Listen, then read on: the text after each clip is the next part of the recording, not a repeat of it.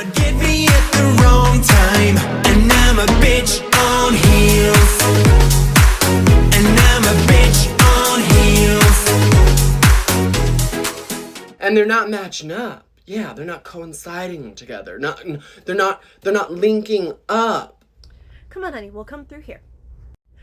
Oh, ma'am, unfortunately you can't come through self-checkout with 25 items. As the sign says right here, it is only 10 items or less. I'm so sorry, you are going to have to go through a normal register. This customer proceeds to come to my line and only is getting one thing. Oh, there. Oh, hi, how are you today? Is it just the 5-gallon refill? Yes, the girl over at self-checkout said that I couldn't come through with this 5-gallon refill. Okay, is this a new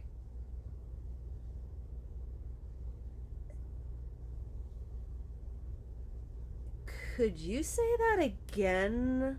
Oh, yeah, it's a new refill. I've been through self-checkout before with the 5-gallon refill, and this girl over there, she said that I couldn't come through with it because then she would have to be retrained about having a heavy item like this come through self-checkout.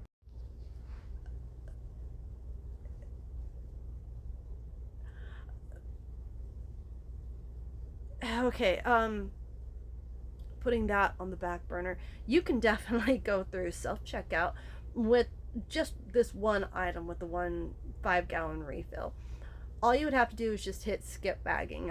Since you have been through there with this before, you would just hit skip bagging and either put the refill on the floor or leave it in the cart, because the machines are only made to handle 10 items or less. And so if you have this big thing in the bagging area that thinks that there's more than 10 items, so yeah, it would give you problems. But no, you can definitely go through self-checkout with this.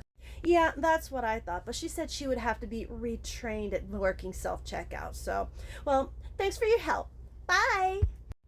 So, as confusing as this sounds, believe it or not, I was going to ask one of my leads or one of my assistant managers at the time if something new had popped up at self-checkout that we need to be aware of, because that was confusing as hell.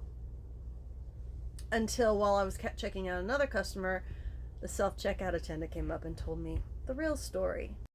Hey, Nikki, I saw that you had that gal with the 5-gallon jug come through. Oh, yeah, weird question, actually. Did she...